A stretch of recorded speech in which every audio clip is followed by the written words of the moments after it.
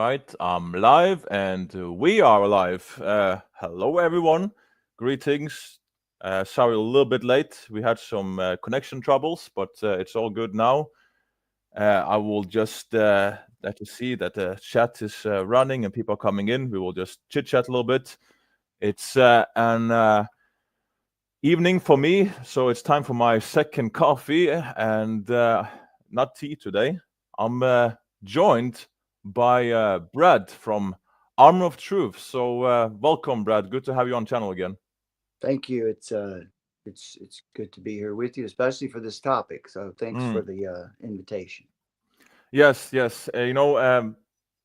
For me personally, I can have very good days, and there's always this almost like a thorn in my flesh that I'm just reminded of. So here I am enjoying life, and I have brothers and sisters around the world that are enduring tremendous persecution and hardship for their faith, for professing Jesus Christ as Lord, for that simple thing, and being suppressed for this stuff. So it's a topic that is just completely ignored by the media.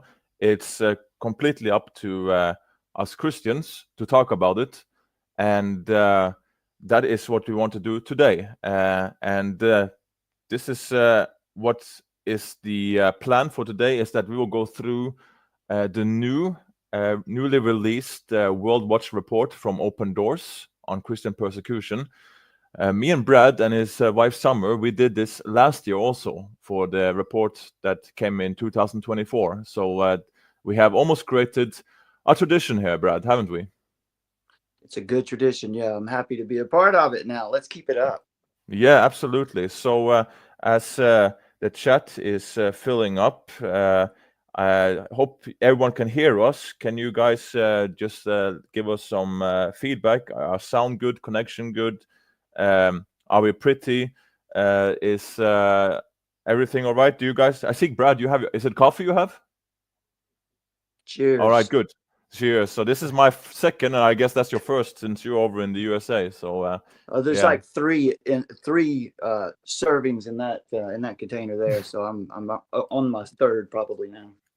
Yeah, I I got always say plenty, that. plenty. Oh, that's good. Good. So you're ready for a hard topic because I always say that coffee is the water of life after Jesus, of course. So Yes. yeah, so that's how it is, and yeah, we have. I will say that this topic is one that I would encourage all people who are Christians to don't don't be too drawn about like maybe this will not get any reactions or clicks or whatever. It's important to talk about, and if it's which we'll go through a little bit later, but if it's something you feel is hard for you, I would just encourage you to do this. I don't know if you followed what's going on in the UK, Brad, with the grooming gangs and everything.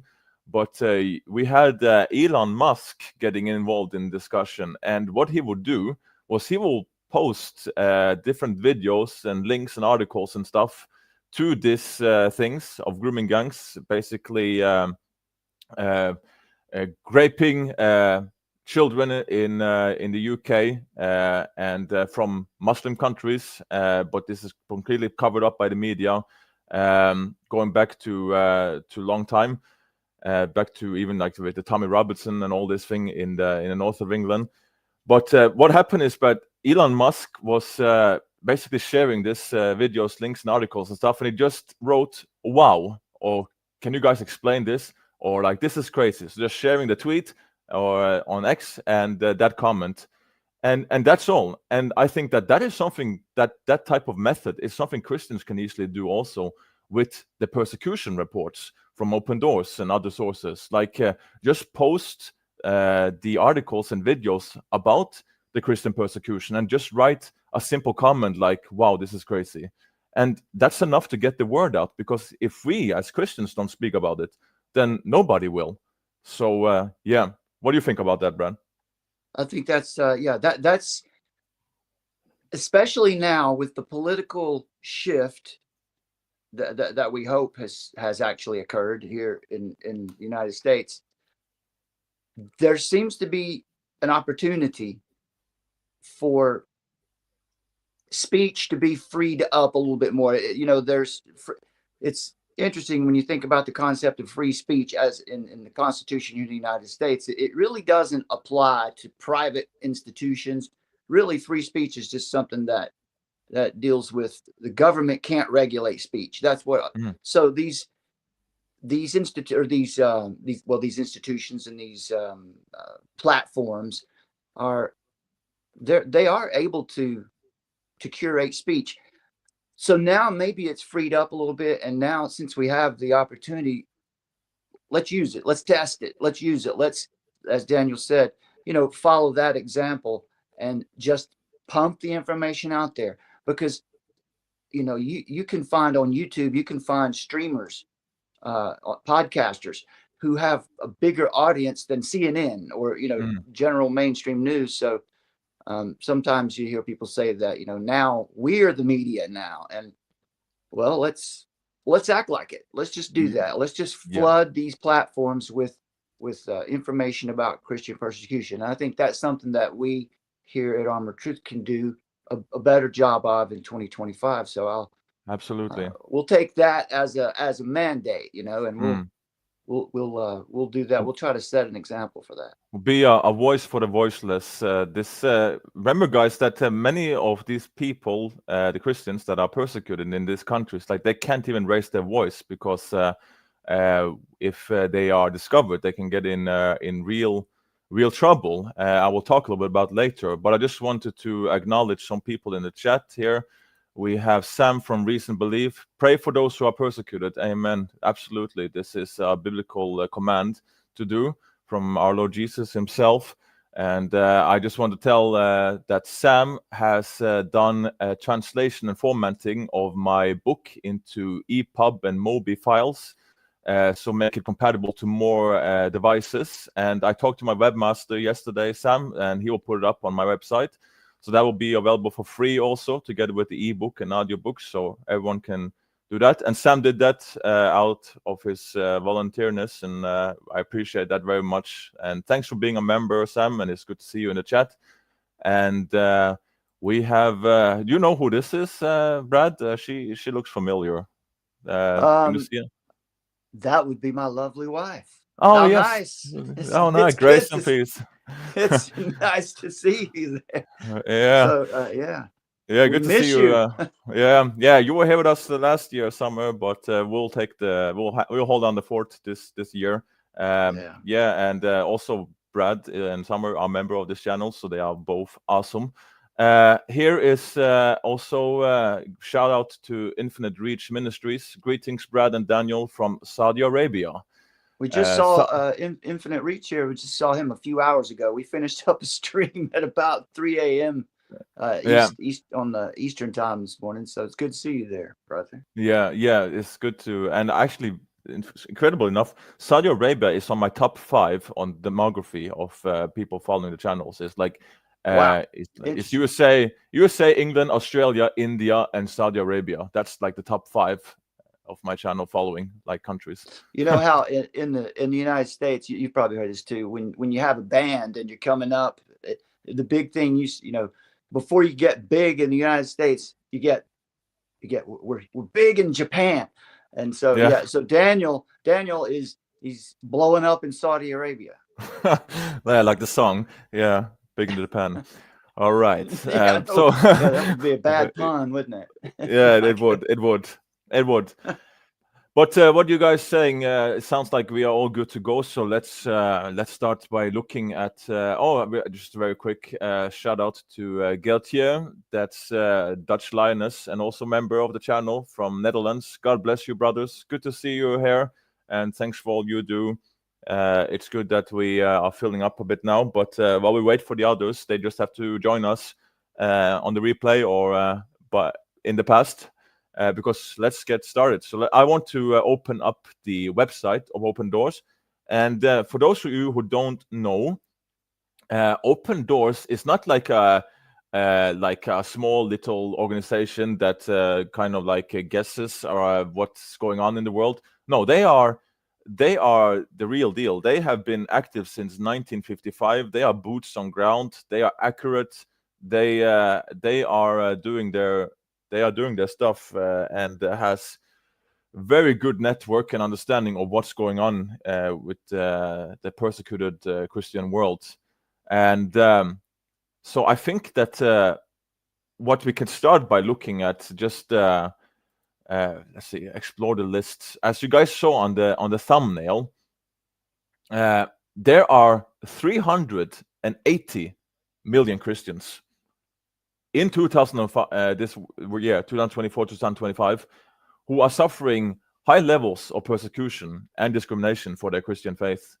Like, and if you want to go, like, we have levels here. You guys can see on the screen, they are like orange and red, and also some yellow included here.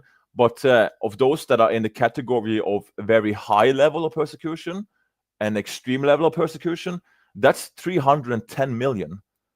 310 million. Like I said this before, and it looks like it also, it's not long before we will have a 500 million persecuted Christians with this trend, how it's going.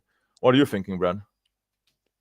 I remember this. We talked about this last year and made this same point, that it's.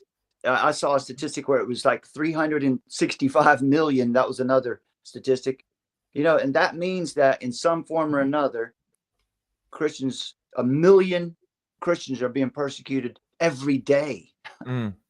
Yeah. On the earth. Yep. It is, and I want people to understand this. I made like shorter format videos about this in the past, but I want people to understand, because sometimes I will get comment on one of these videos like, "Oh, I live in India and I have never seen any persecution," or "I live in Saudi Arabia and I never seen any persecution," or whatever.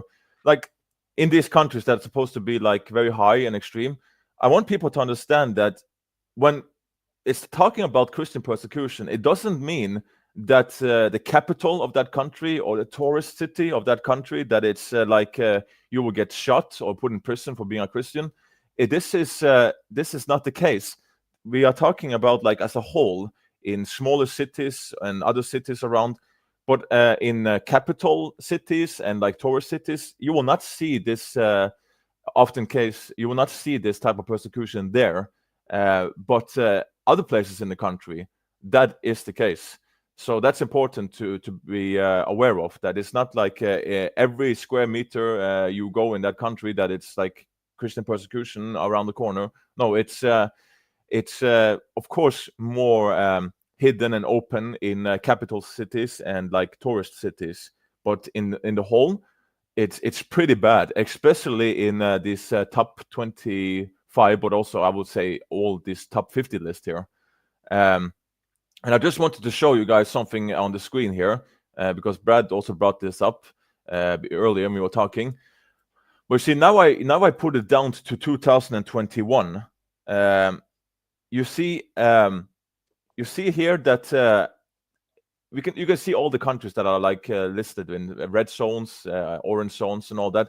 Now look what happens when I play to 22 and up to 25. So just look at the screen. I know it's a bit delay on the screen, but say 22 here, minus 23, 2024. Did you guys see what's happening?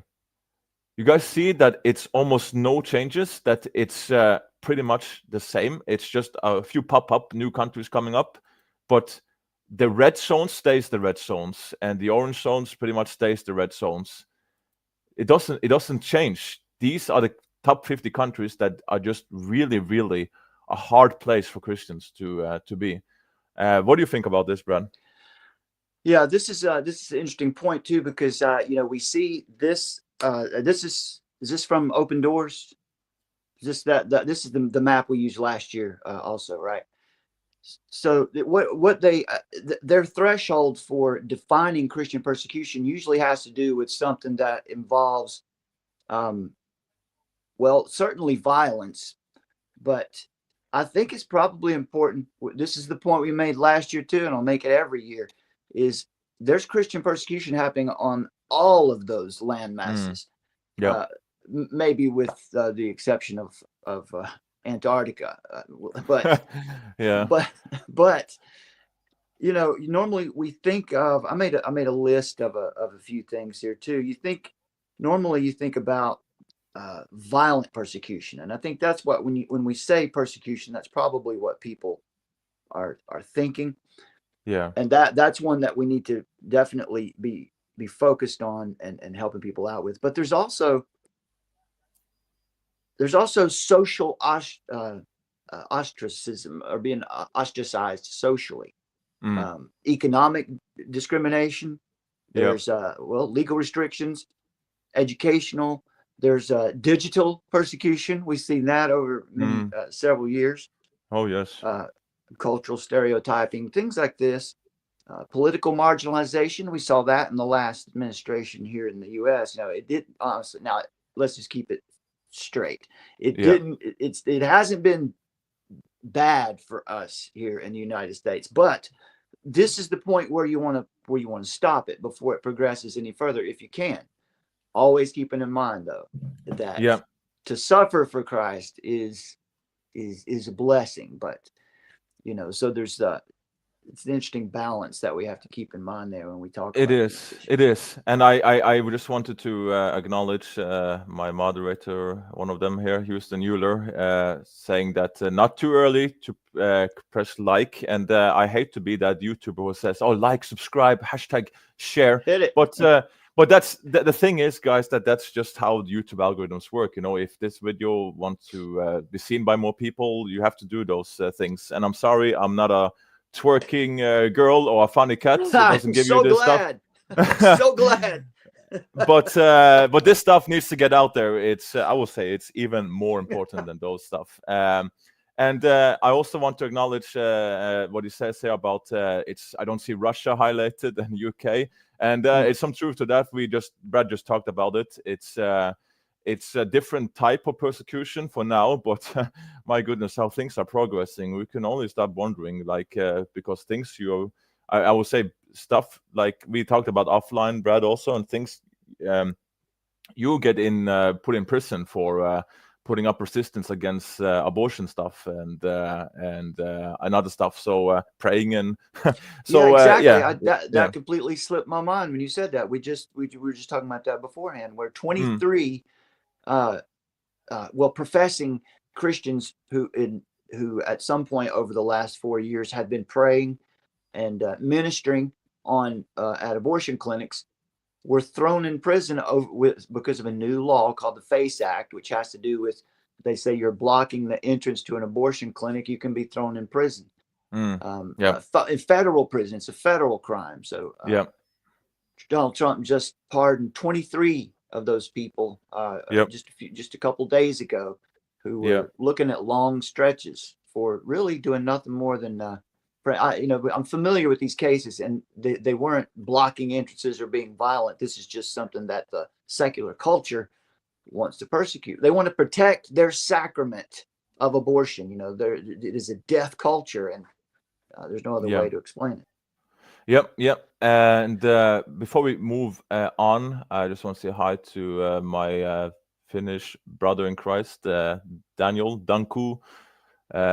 What? You're not a funny cat? I'm on the wrong channel. Yeah. Yes. Good to see you. Good to see you here, and thanks for all you do. Good to see all you guys here. I want to keep moving on with the list, because there are some stats here we really need to talk about and look at. Here's what's crazy. There are 4,000 last year, but every year it's around this or more. But 4,476 Christians with certainty they can document were killed last year for their faith. 4,476 people, Christians, killed for faith-related reasons last year. And this is just what is just almost like it's like satanic.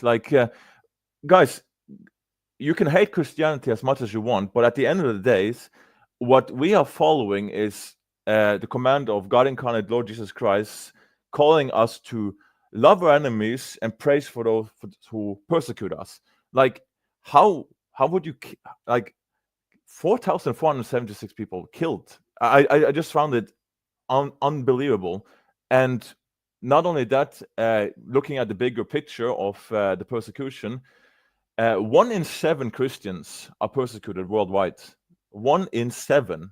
1 in 5 in Africa, 2 or in 5 in Asia. These are big numbers. And looking at furthermore, seeing here, they managed to document with certainty that 7,679 churches and Christian properties were attacked in 2024, so last year. That's a lot of buildings. That's a lot. And the number for Christians who were put in prison is 4,744. It's huge numbers for this. And I just find this like, imagine if this were any other religion or group or minority, like, this would be blown up all over the media, but there is nothing. I checked the mainstream, I checked the other, there's nobody talking about this. And it's insane, because the reality is that people are, with that number, for example, of killings, like, there are 365 days in the year. So taking the number of killings, so Christians killed, as well as churches attacked and people put in prison, this is happening every day to a lot of Christians. Every day, on average. So yeah, what are your thoughts, Brad? You mentioned Nigeria there. John Harris, who has the Conversations That Matter podcast, had Judd Saul on his show recently from Equipping the Persecuted. This guy goes to Nigeria 4 times a year, to do missionary work. And we were talking earlier about things that we can do. I'll try to pepper in some of those things to encourage people, and things we can do and people we can support. And as far as I know, and what John Harris puts out has always been faithful. So he makes good recommendations. So Equipping the Persecuted would be a good place to go to check if you're looking for people to support who are doing this kind of missionary work. There's one to look at. Yep. But I think that it's important to remember to not stay silent. Just don't stay silent on these things. Since silence in the face of evil can be just as wicked as the evil itself.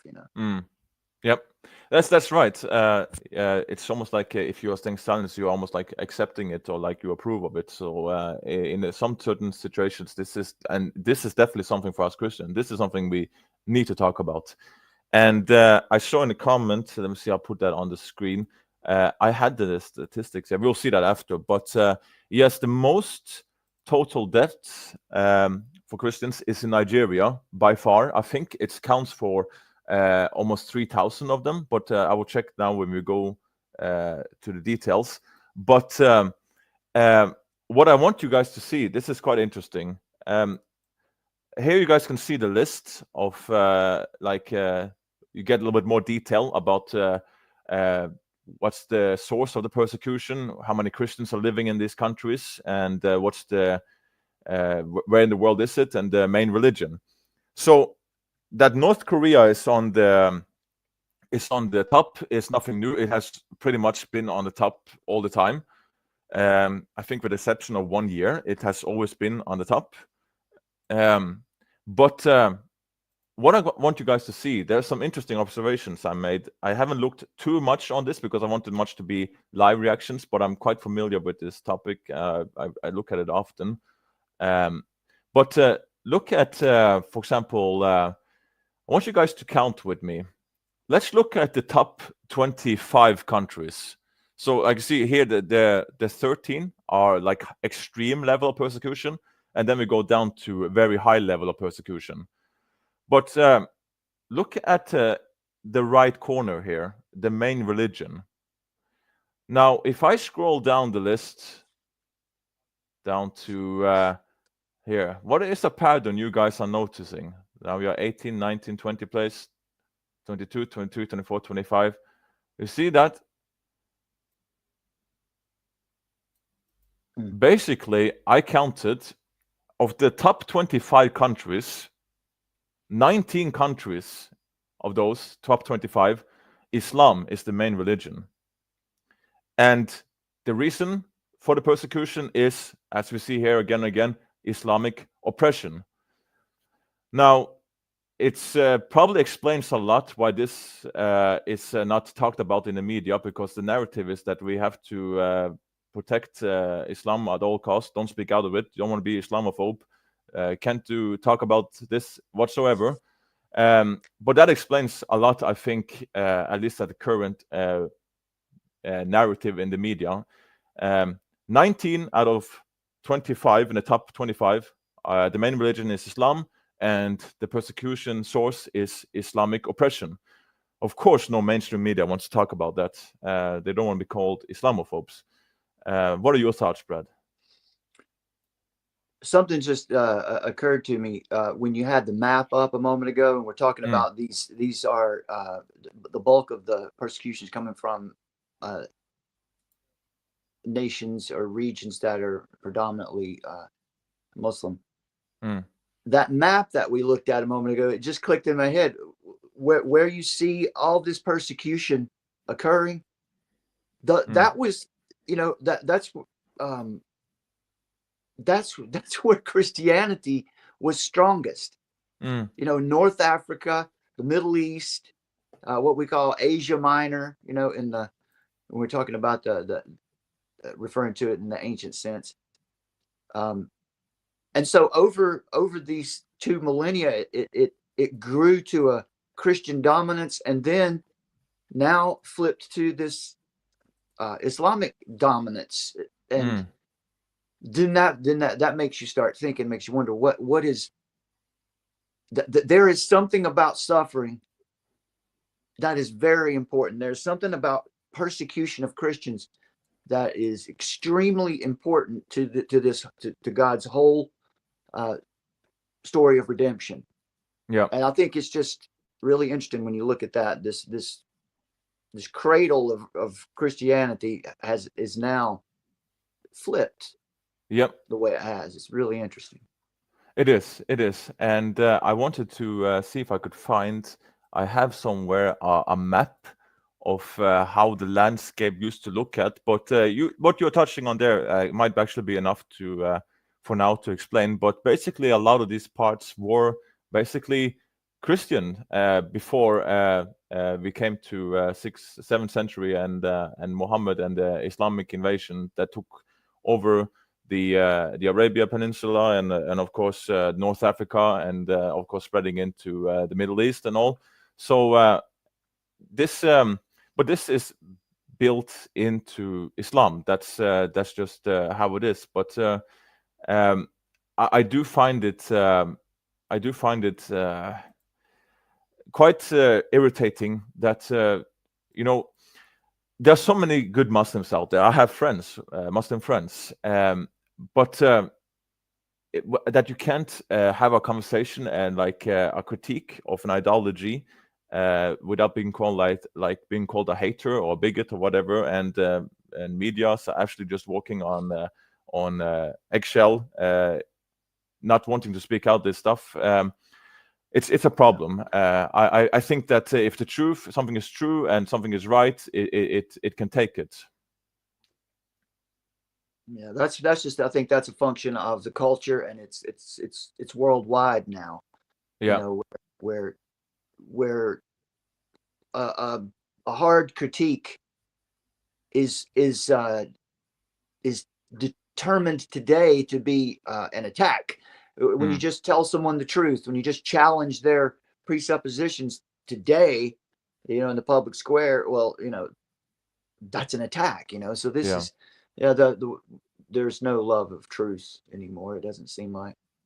No, and it's just one thing to keep in mind as we were looking at which country or which region, which is the main religion in the country. Nigeria is the country where most Christians are killed, but it's still listed as Christianity is the main religion in that country. So the country that is listed as the main religion in a country is also the country where most Christians are killed, and that is the case that Nigeria is currently like divided in like two. There's like Christians are living in the south part of the country, and Boko Haram and Islamic groups, and Islam is dominated in the north, and they are moving more and more south with the obvious intentions of taking over the whole thing.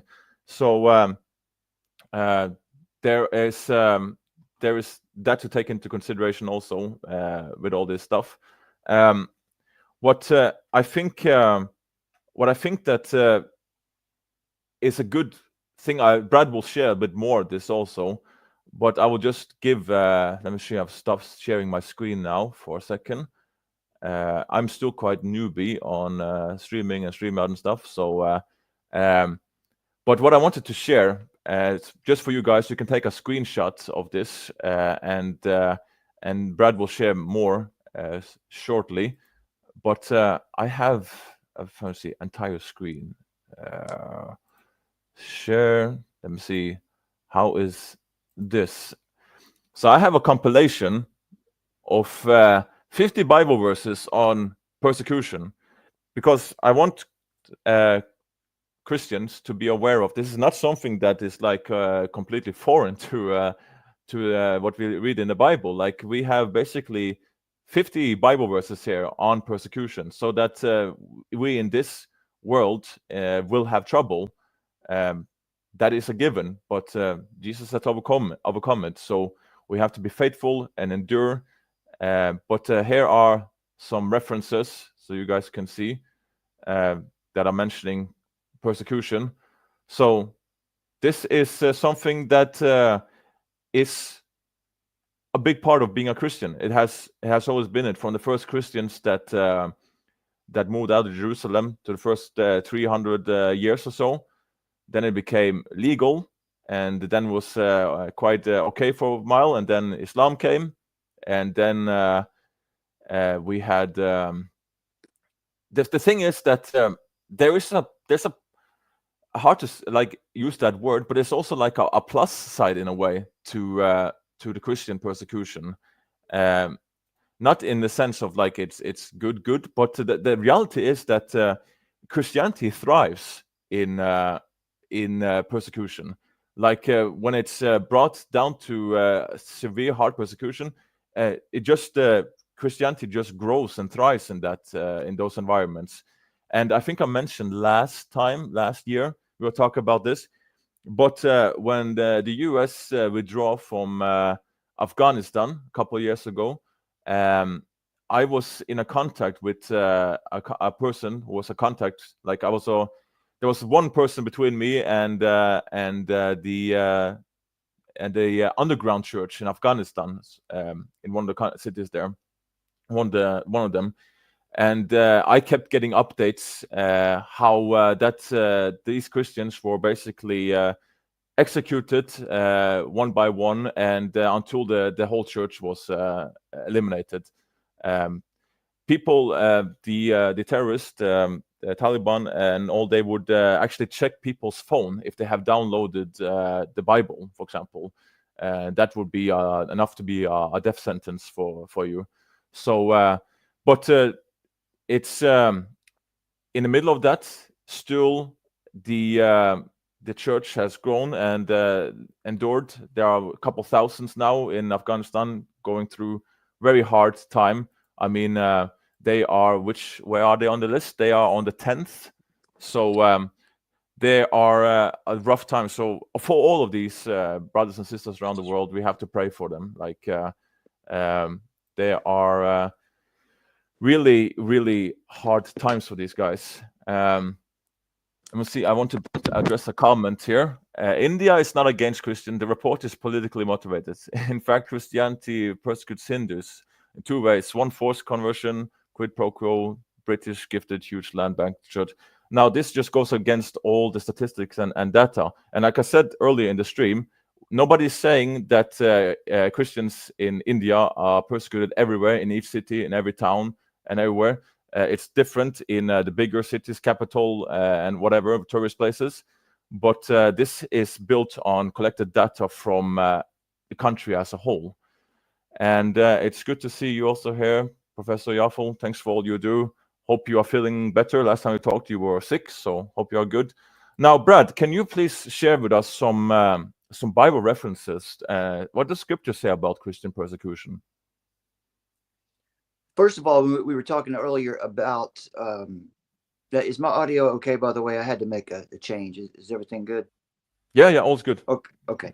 Yeah, so, James 4:17, to him, if just to paraphrase it, if you know the right thing to do and you don't do it, well, then that's sin. So we know this is happening, and if we refuse to take action, that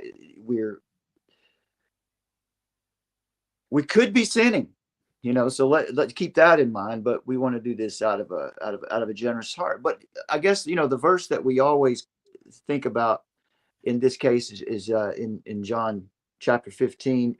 If the world hates you, know that it hated me before it hated you. If they persecuted me, they will also persecute you. Apostle Paul echoes this. The Apostle Paul experienced his persecution firsthand. All of the apostles did, and many of those Christians in the first century. Daniel, I think the most important thing to say about all this is that persecution is the normal state of Christianity in the world. If you live in a place, if you're a Christian and you live in a nation where you really don't experience persecution, and I mean, beyond what we were talking about earlier, beyond the light forms like digital persecution, if you live in a place where you don't experience some kind of social ostracization or something, or even violence, then you're extremely blessed, because throughout church history, persecution has been the norm. And so when we grow up here in the West, as we have a very different perspective on what it means to be a Christian. And I think we take for granted the opportunities that we have to share the gospel and just do ministry work. Yeah. Because it's so easy for us here. It's persecution refines the church. Persecution advances the faith. We might not understand why that's the case completely, but that's the way God has designed this. And this will all, we can read in the first chapter of James the value of trials in growing us, maturing us spiritually. So I think it's important to think of it in that way, that to take this perspective on that that's an honor to suffer for Christ, but at the same time, we want to come to the defense of our brothers and sisters around the world, which is another reason for persecution, to make the church stronger. Yep. Yeah. Paul, no, sorry. Go ahead. Well, no, I just wanted to say that it's exactly that, and that's also the case with how in the terms of apologetics, for example, like Christians were laying on was quite lazy back in the 1800s. We had, of course, some heroes like was really sticking up for the faith, William Paley, for example, and all. But Christians in general, the church, was just taking the hits and not responding to the Renaissance and the New Thinking period, and that resulted in that many of the arguments that we hear, for example, against Christianity today, comes from Christians in general not doing a good enough job 200 years ago responding to the skeptics. And Christianity has this period of persecution where we are fighting for enduring and responding, grinding hard and going at it, and then there's a period of more peace and relaxing, but that also started making us a bit like lazy and not really sharp enough. And then we have another persecution or trial or like something racing. So it's always like up and down. But when stuff like this happens, it's very typical to see the church digging its heels, rolling up its sleeves, and stepping up. And you know, in these countries, these people, these Christians in these persecuted countries, I read a report from a woman who lives in North Korea. And by the way, I will share this again very, very fast while I'm talking. I wonder if I talked about this to you before on last time we talked about also. But that story just inspired me so much. If you go to this list here, you can click on each country, and you can read more about what kind of persecution is what they are facing on top of what's written here. But you can read some stories about Christians, what they are going through, and how you can pray for them and support them and stuff. Because these are people on the ground doing stuff. I mean, in North Korea, which is the top one, and has been pretty much for as much as I can remember, at least Reception 1, pretty much always on top. There are like almost 500,000 Christians there. There are 400,000 Christians in North Korea, and most of them are being put into like labor camps, and like many of them just starved, and they're also like they are treated like dirt. So of course, no problem to execute them if they are not behaving as they should. So they have really hard time in North Korea. So basically, you can read here on each country. Just click on each country and read more specific. But I read about one woman who was helping Christians to escape to China, which is also on the persecution list. And China, unfortunately, this year, which you will see in the report, they are being like more hard on returning Christians who escape from North Korea. So it's not so easy to escape to China either now. But I read about this one woman in North Korea who was helping Christians to get out from North Korea. And she had the opportunity to go many times herself, but she wanted to evangelize and preach the gospel in North Korea and keep helping people. She didn't want to leave. For her, this is the way. This is the right thing to do. So these are warriors, and I don't know what the warriorsness, what female version, but these are warriors. These are warriors for Christ. Like these are, we have to pray for them. We have to admire them and be a voice for them, because I have also shared in my shorter videos what the Christians will say when you talk to them about what is their message to the world, to us in the West, like who have the benefits of not being like put in prison or killed for our faith immediately, like we are here now. Like we still have so much better here than in these top 50 countries, even though we can be more silenced and stuff here. But what they will say is that the Christians in these persecuted countries in the Middle East and so on, they will say, this is the message. Please remember us. That's their message. Please remember us. That's their prayer. That's their message to the church around the world, in the Western countries and all. Please remember us. So they are fighting, and of course many of them want to escape. But we have so many warriors there for Christ. But what we really have to do for them is be a voice for them. Especially those people. That's so interesting that you mentioned about North Korea, the hermit kingdom. It's fascinating to think about North Korea, because it's like a place that's just stuck in time. It's like a time capsule for middle 20th century communism. But what's interesting about that situation is that the Christians in North Korea seem to have it a lot like first century Christians, right? Because the leader there, Kim Jong-il, is considered to be a deity. He's considered to be, like the Caesar was, they were considered to be God men. And so the Christians in the first century were not persecuted because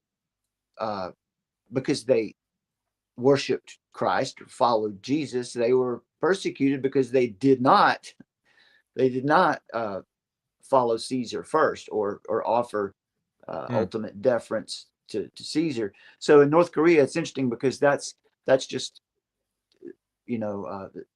what a place, to have to. We were just talking about earlier how easy we have it in the West. Just think about what it would be like in North Korea just to simply be a Christian, just to simply live out your faith, not being an evangelist or anything, just trying to live day to day, and because you're so often it's demanded of you to show ultimate deference to the dear leader. But it's as I think about that, it's challenging to my mind because we read about Peter and Paul both experienced this kind of persecution. Paul saw his imprisonment as a way to spread the gospel. I think what I'm thinking about here and what's coming to mind is that I think a good prayer would be, just increase my faith so that I could endure in a faithful way under those circumstances, because I don't know what that feels like. I don't know what that would be like, but I've read about it, and we've had it so good for so long here in the West. I think we have to be the voice for others, as you said, and we have to protect what we have here, just to be faithful. We absolutely do. And who am I to complain? Like I mentioned earlier, like sometimes on my good days when I'm enjoying myself for something, and then I'm reminded about my persecuted brothers and sisters around the world, and it's like it bothers me, and I feel like I have to pray for them and all. But who am I trying to put the spotlight on myself and that things, because it's nothing. Imagine what they are going through. Like it's horrible. It's really, really because nobody's talking about it. It's much worse, and you will read some in this report. You will read some quite horrific stories and brutalness. It's definitely evil forces in that are active in this world, and I think that when you see this type of things, what I would like to encourage people, like, of course, I know that people in general are doing this, Christians, but really have them in your prayer. Listen to their voices of, please remember us, keep them in prayer. And I also brought this up in my book because there's a trend, of course, like we've looked at many of these, or most of it is like Islamic oppression in Islamic countries. And what I brought up in the book is that Muslims, or like ex-Muslims, they are we lost Brad. Finally we lost Brad. Now I can take control over my show. I didn't want him here anyway. What I wanted to say, I hope he will come back. He looked really like thinking and serious. Like I thought I was making a good point, but maybe he was just frozen. So yeah, what I was going to say is that in my book, I bring this up. There are, we saw on this list, the top 25. It's like out of those 25, 19 of them are Islam is the main religion, and the result or the reason for the persecution is Islamic oppression.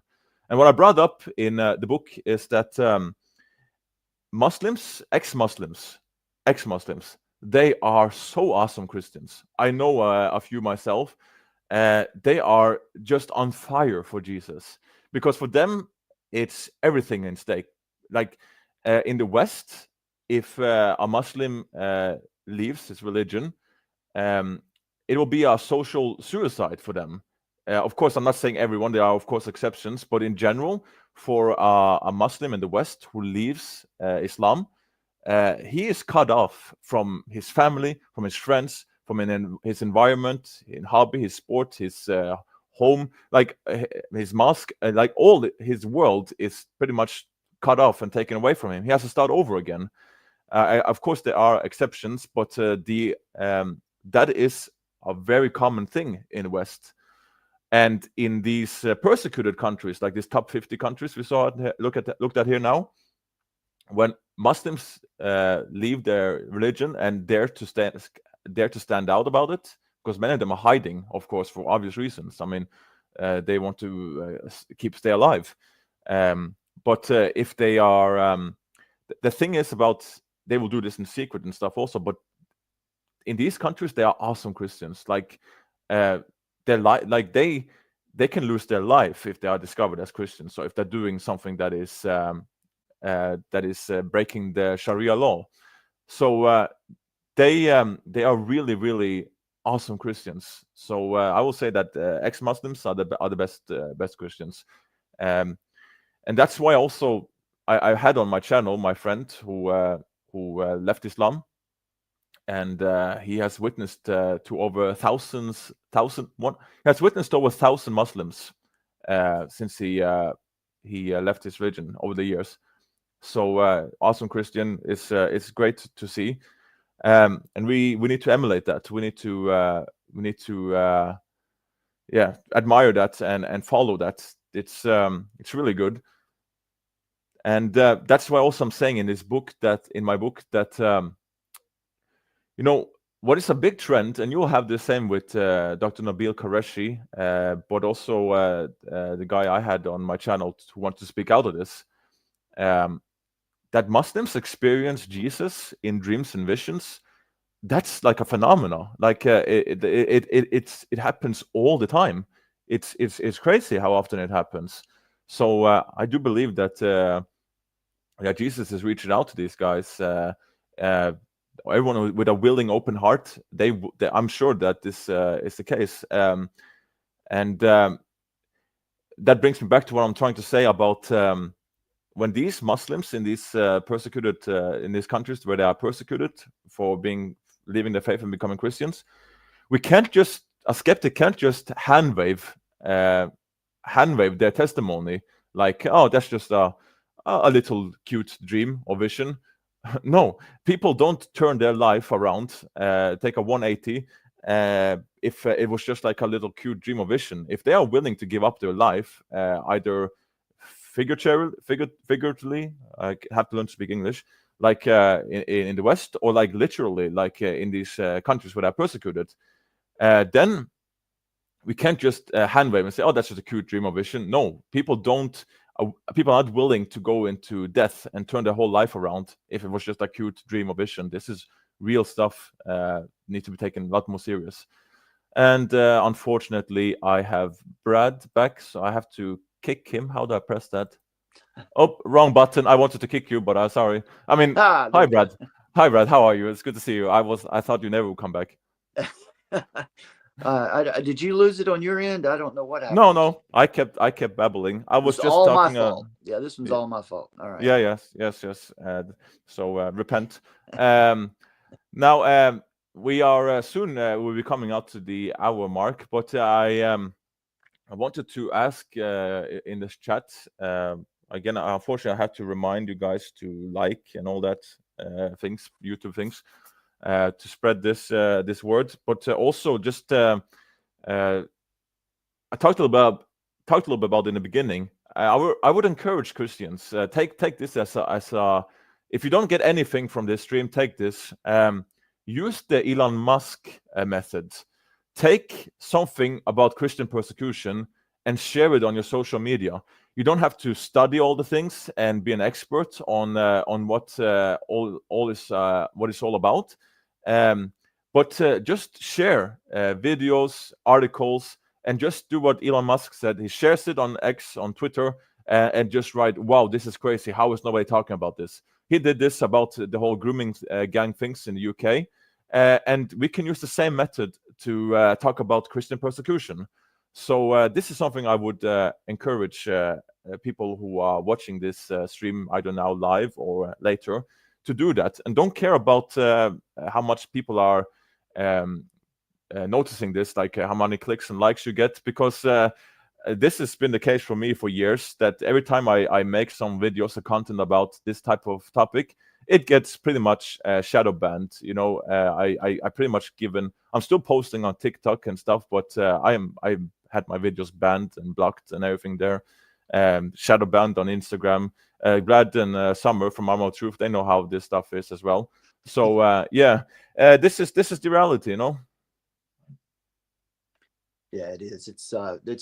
That's digital persecution, but you know, that's something that we can definitely endure. You know, compared to what we've just been talking about around the world. You know.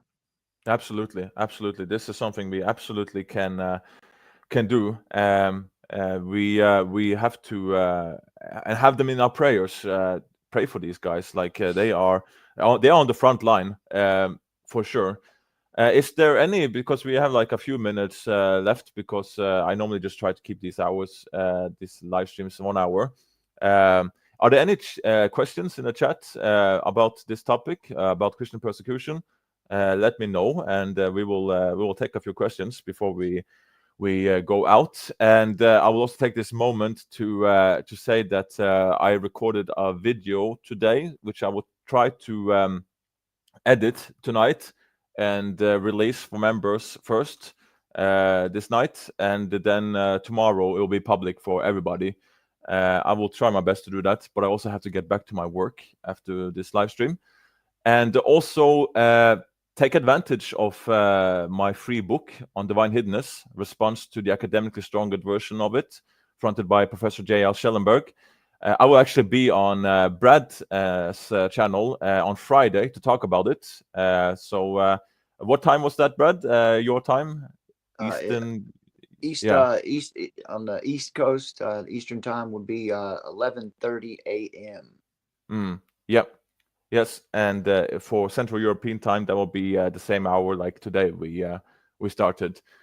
So that would be fun. I have been on a couple channels talking about this, and in March I'm actually invited on 5 different events, 5 different events to talk about the book. I'm going ahead to Norway to do that. So take advantage of it. It's completely free. You don't have to sign up for anything or getting spammed with links or register anything. Just listen directly on YouTube or download the files and read how you want. So yeah, I mean, looking at the chats, I don't see too much question. There's not so much to ask and question about. It's just, it is what the reality is, that Christian persecution is a massive big thing. Nobody's talking about it because it's not popular. It doesn't fit the narrative, and that basically leaves the whole ball in us Christians to speak about and talk about. And we are statistically the biggest religion in the world, so we should be talking about it. We should. I mean, it's like if you if you are Christian out there, and this is based on Bible, also I have video on it also, I think, because I made a video about how Paul and Jesus are exactly on the same page, because that's a typical objection from Muslims. Yeah. But if you are a Christian and you are loved by the world, like you are, then you're doing something wrong. Like that's just the reality. Like of course you should you can be admired by the skeptics for being kind and like doing emulating Jesus and stuff. But if you are just rolling with the punches and don't stand for anything but you just fall for everything and just eating up whatever the world is feeding you, and don't stand for something like the biblical truths and the Christian truth claims, I mean, you can't do that in this world and be liked by everyone. So if you are being liked by the world super much like that, then you're doing something wrong. That's a good point. Yeah, that's a good way to think about it, you know. Yeah. You know, when we did this last year, we finished up the show with advice on how to go about helping. You know, make sure that you vet any ministry that you decide to support. You know, you want to. because there's so many out there to choose from today, and sadly, there are many grifters, many people who will tell you that they're doing a certain work and they're not doing it. They're just taking in money. Yeah. You want somebody who has a history, has a sustained approach. Look for gospel focused ministries that put the that believe that the gospel is the power of God unto salvation for all those who would believe. Ensure about, look at their financials, make sure that they're good stewards of the money that they're bringing in. Yeah. Seek references if you can, and pray Yep. for discernment. This is a big thing, and those of us who have the opportunity should do all we can to help these people. Because imagine if you're sitting in their situation. Yeah. Yeah.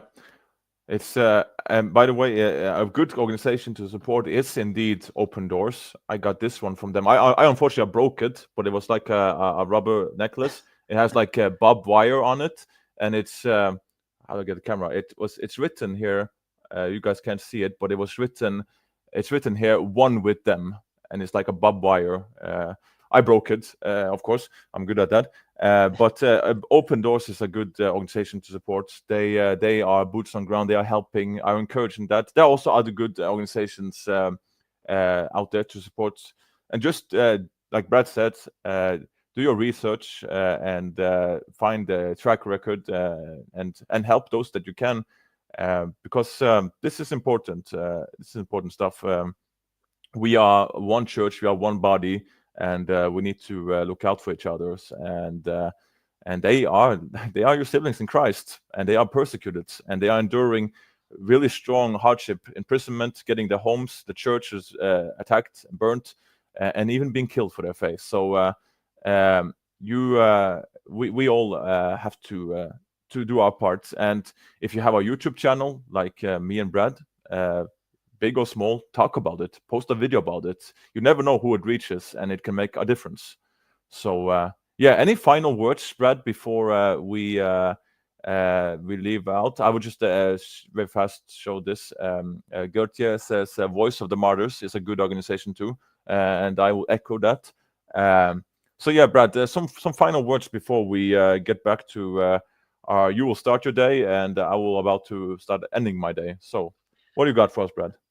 I think I'll just continue on with those, some ministries that we know of that can support. Equipping the persecuted, we mentioned earlier, direct support, missionary support to Nigeria.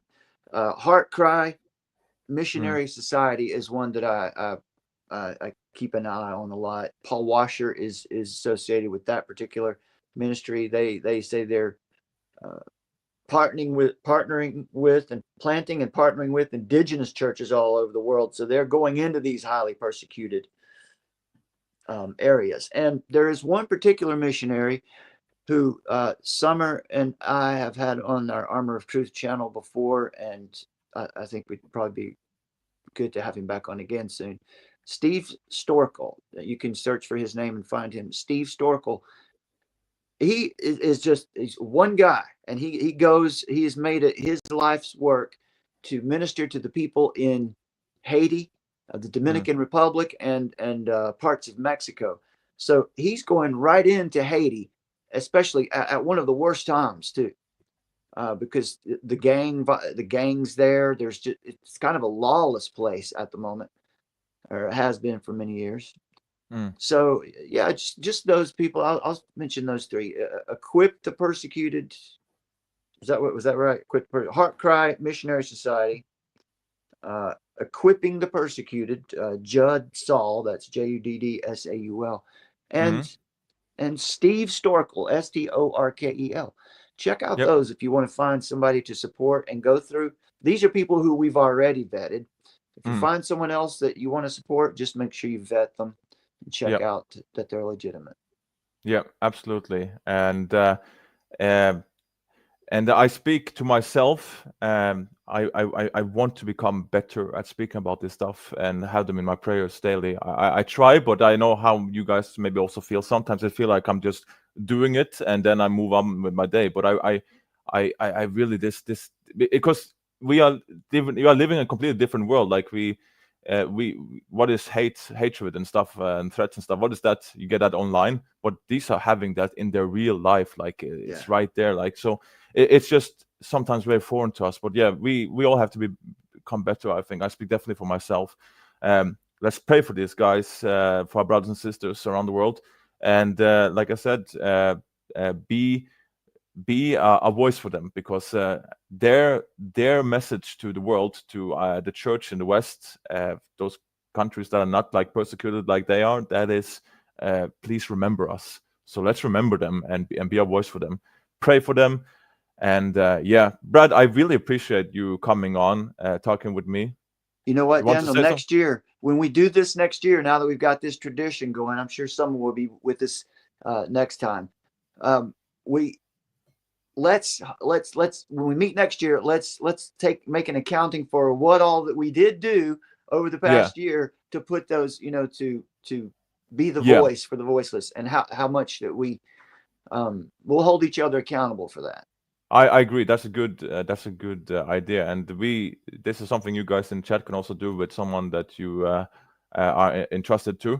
Good to see you here. I'm sure I've never said that right. Archambaud de Saint Armand.